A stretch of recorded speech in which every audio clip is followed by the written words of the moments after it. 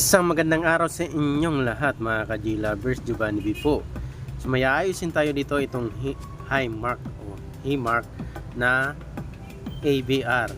So 1000 watts servo motor na to. So problem nito, wala siyang output. So mapapansin nyo, hindi rin siya nag power on. So may power indicator doon sa switch pero hindi siya nag power on. Tingnan mo yung voltmeter, hindi siya gumana. Saka ang voltahe niya lang nasa 34. So ating aalamin to kung bakit siya ganon. So buksan muna natin to. So habang binubuksan natin ito, kung bago pala kayo sa ating channel, please subscribe and pa-hit ng notification bell para updated kayo sa bawat ina-upload ko na video. Kung sa FB page nyo to napapanood, pa-follow, pa-share, pa-like na rin ng video na to. So maraming salamat. So ito, buksan lang natin itong Highmark o Highmark na ABR 1000 watts. So nakakakuha na akong idea kung saan yung problema nito. Kadalasan, so sa may servo ang problema nito, kadalasan lang. Pero hindi natin alam kung ganon. Or pwede rin dun sa may transformer. Basta mga ganyan, pwedeng carbonize, stack up na servo, so mga ganon, pwede natin malalaman yan. Buksan muna natin to para makita natin yung loob.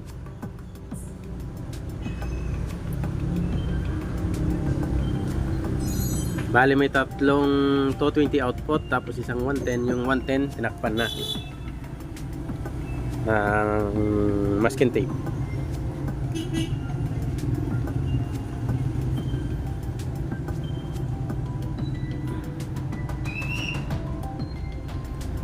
So, sandali lang mga G-Lovers. Yan, almost tapos tayo. Uy, sabi ko na nga, nakita ko na carbonize na siya, saka may parte siyang nagka-disalign yung magnetic wire. So ayusin na lang natin yan mamaya. Yan o, carbonize na, diba? So gagawin natin, iangat lang natin to, i-usog kasi nag-stack up na siya. Yan, dahil doon sa disalign na winding. So ayusin natin yan mamaya. So try nga natin kung gagana na ba kasi inusog na natin. So siguro linisan lang natin, alisan natin ang carbon yan, tapos ayusin natin yung disalign na magnetic wire o yung ano na yan, yung winding nya. Yan, nilinisan ko lang konti. Mamaya ko na to totally lilinisan talaga. So testingin lang natin kung buo ba yung servo nito, kung gumalaw siya, o yung transformer kung buo pa. So malalaman natin yan.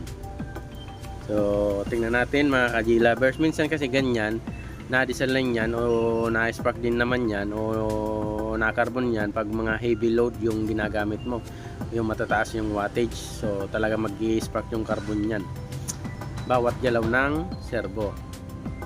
Yan, on natin.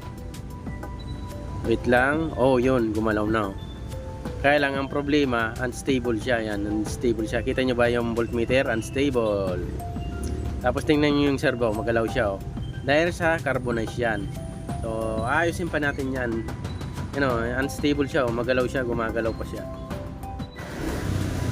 So bali dito yung kadalasan na problema niyan, kaya unstable siya. So kanina nag-lock na rin. So lilinisan lang natin yan mga ka-G-Lovers para maging stable naman siya. So titingnan natin yan mamaya pag nalinisan na natin kung magiging stable na.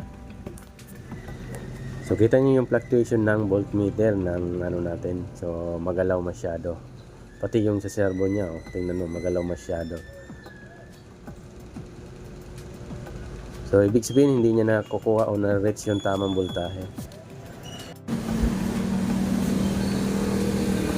So yan mga ka-G-Lovers, ito ang gagawin natin. Lilinisin natin, aayusin natin tong mga winding niyan, yung winding niya na medyo yan, hindi na nasa tama o hindi na nasa ayos. Bali ito, nilinis ko na siya mga ka-G-Lovers. Yan, hindi ko na pinakita kasi medyo matagal ko siya bago nalinisan. Nilagyan ko na rin yan ng mighty band, tapos dito sa may bandan to nirugby ko na rin yan. Yan, meron siyang rugby dyan. So yan yung ginawa natin dyan, nilagyan ko sa ilalim ng mighty band para hindi na siya gumalaw.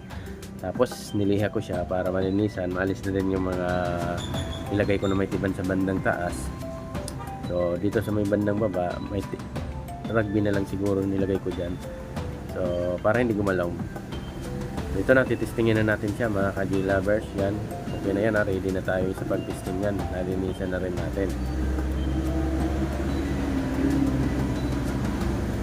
So plug in lang natin siya.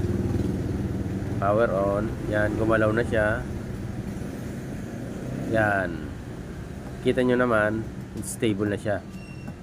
Yan, stable na, hindi na siya magalaw dahil malinis na. Okay na yung ano natin, yung coil o yung magnetic wire natin dyan. Okay na, nalinisan natin. Yung transformer tama na. Yan o, nasa 219 na yung voltahe. Normal na 219, almost 220. So lahat to 219, almost 220. Sa bandang taas ay 110 yan. Okay, thank you very much. Sana meron na naman kayong natutunan sa tutorial natin na ito. So simpleng idea lang to, pero makakatulong to sa inyo, lalo na sa mga nagdi-DIY lang.